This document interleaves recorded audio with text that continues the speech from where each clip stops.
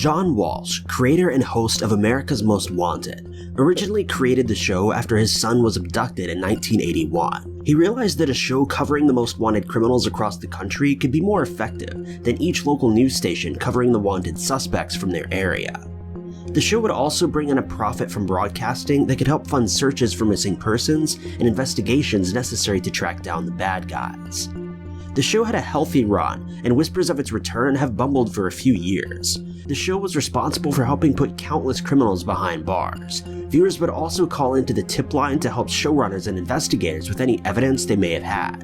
Unfortunately, not every featured fugitive has been caught though. Many of them went on the run and have yet to be apprehended.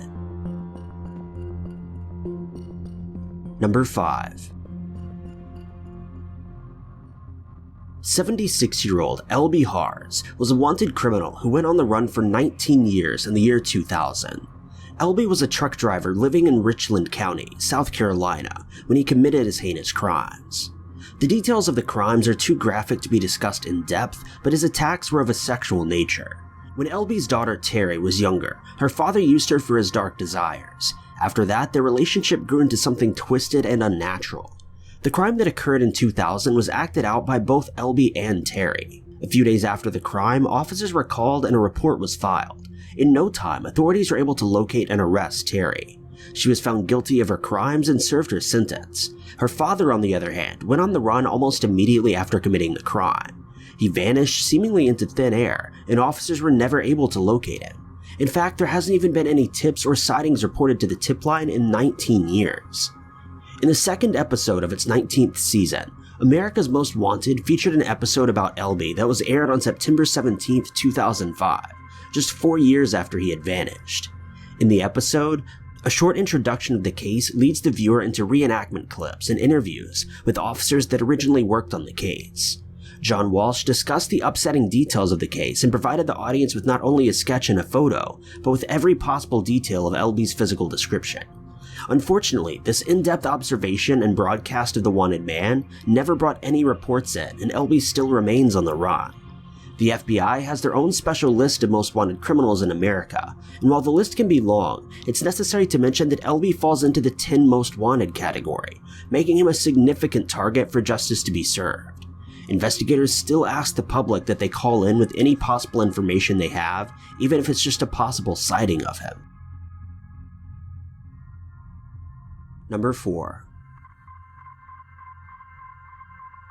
62-year-old Yasser Abdel Said is an Egyptian resident of the United States that's been on the run from law enforcement since January 1, 2008. At the time, Yasser was living in Irving, Texas with his family. He held down a stable job and provided for his family, and at first glance, he seemed like the average American. However, friends and family reported that Yasser had a violent streak and was often too controlling when it came to his wife and kids. Witnesses also claimed that Yasser held a very strict traditional value when it came to the roles of men and women. This personality trait was ultimately the reason he committed such a horrible crime. Again, we can't share the graphic details of this, or the information of victims, other than that they were his daughters. Officials theorized that the crime was due to his traditional beliefs about honor, or at least that was the most likely excuse that he used. A month before the incident happened, right after Christmas Day, Yasser's wife Patricia took the kids and moved out of state to avoid her husband's abusive nature. Patricia and one of the girls moved in with another family member, but one of the girls stayed behind with her boyfriend. The day of the crime, Patricia wanted to go to her mother's grave back in East Texas. She also planned on resolving things with Yasser and putting the family back together.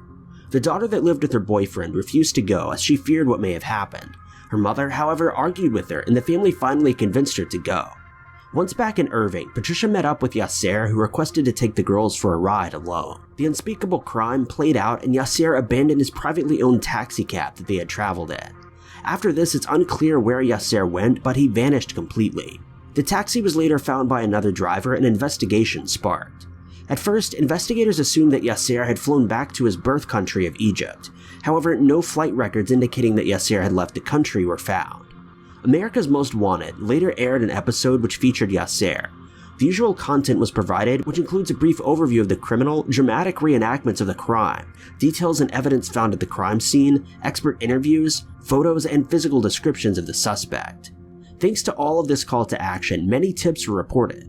A fellow cab driver reported seeing Yasser near Newark Airport. Other witnesses in New York stated that they'd seen Yasser driving an old champagne-colored Mercedes in 2014. Despite following up on these tips, Yasser has still not been apprehended and remains on the run to this day. In December 2014, he was added to the FBI's 10 Most Wanted list, and a $100,000 reward is offered to anyone with information that leads to his arrest. Number 3. 61-year-old Glen Stewart Godwin was living in Palm Springs, California in 1980. He worked as a tool salesman, a mechanic, and a construction employee. He had no criminal record and was seen as an average, easygoing guy among his coworkers, friends, and family. Clearly, that was not truly the case. Glen and his then roommate one day devised a twisted plan to rob a drug dealer. An idea like this could go wrong in several ways, and even if it goes according to plan, it will still result in a nasty crime that will put you behind bars. Glen and his roommate lured alleged drug dealer Kim LaValle into their apartment, where they held him hostage for several hours while trying to get information from him. After fighting and struggling, the pair finished off the job in a manner too graphic to describe. Godwin loaded all possible evidence into a truck, which he drove to the desert and tried to blow up using fireworks and minor explosives. The poorly planned scheme didn't work though, and passerbys later found the burned truck with the most important piece of evidence still intact. Because of this, officers were able to quickly apprehend Godwin and his roommate. During the trial, the roommate testified against Godwin, claiming that he was the mastermind behind the crime and that he carried out the most important part and the most horrible acts of the incident. Godwin was found guilty and sentenced to 26 years in prison. His partner received 25 to life in 1983. Godwin was imprisoned at an institute in California in 1987 when he attempted to escape. As a result, he was transferred to a maximum security prison. However, the measures taken at the prison were apparently not enough.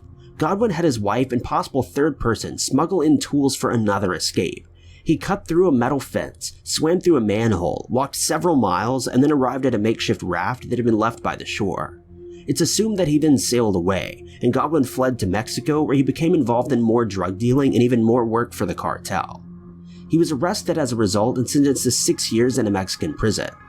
More findings in the case delayed Godwin's expedition to America, and he eventually fled again, escaping prison in September of 1991. Godwin, his wife, and another friend were featured on America's Most Wanted. Godwin was clearly the more wanted criminal in this case, and the show begged for the public to share any possible information about him and his whereabouts. He was removed from the FBI's top 10 list in 2016, but a $20,000 reward is still being offered for his arrest. Number 2. On January 15, 1984, a woman named Sherry Hart headed out for the evening with plans of meeting up with her date. She arrived at a restaurant in a rural area of Ashe County, North Carolina. It can be assumed that the date went well at first, but after Sherry mysteriously vanished, a missing persons report was filed by her loved ones and a search party eventually found Sherry, although they were too late. She was found at the bottom of a cliff in a wooded area near the restaurant. 2 men were later arrested in connection to the crime. Jeff Burgess and Richard Bear were apprehended and interrogated about the crime. Shortly after their arrest, Richard escaped from the county jail and went on the run. Burgess claimed during interrogation that Richard was the mostly responsible one. According to his claims, he only wanted to participate in the very beginning steps of the attack, but later withdrew and watched idly as Richard performed the alleged acts. Burgess could not stand trial without Richard being present, as the charges included both of them, and investigators had still not received a statement from Richard. The fugitive was featured on an episode of America's Most Wanted. The usual content was aired for viewers in an attempt to obtain information from witnesses. One sighting of him was reported in Delaware, but ultimately led to a dead end. During the show, it was speculated that Richard may have been disguising himself as a woman in the years following his disappearance. Additionally, he may have been going by a fake name and not living at a permanent address. Considering this case was from 1984, and the subsequent episode aired in 1995, Richard was eventually removed from the FBI's top 10 list because the case had essentially gone cold. A $10,000 reward still remains available for his arrest. Number 1. 50-year-old Jason Brown is an American fugitive wanted for a first-degree and armed robbery charge. On November 29, 2005, an armored truck guard was carrying weekend deposits from an AMC theater in Phoenix, Arizona, to the truck he was working with. As he walked into the parking lot, he was ambushed by a hooded man. The robber attacked the guard and stole $56,000 in cash. The truck guard became the suspect's victim and an investigation was opened. The suspect fled the scene on a bicycle, money in hand. Witnesses to the scene originally claimed that the suspect was a tall Hispanic man. However, police later found the bicycle that belonged to the suspect and used his fingerprints to match Jason Brown to the crime. Brown got wind of the charges against him and fled to Nevada. Over the next few years, he bounced from state to state. He usually left behind some evidence or witnesses that had seen him passing through. In at least one case, he even left a car that he owned abandoned on the roadside. Brown was featured on America's Most Wanted as an armed and dangerous suspect that would make a temporary home in any city in America. Thanks to his released mugshot and more detailed physical description, over 200 leads began to pour in on the tip line and at local precincts. The most recent alleged sighting of the suspect was in 2008. An anonymous man called into the tip line to report that he was a former friend of Brown and had just seen him at a traffic light near Hoggle Zoo in Salt Lake City. Brown is still on the FBI's top 10 list, and a $40,000 reward is available for any information leading to his arrest.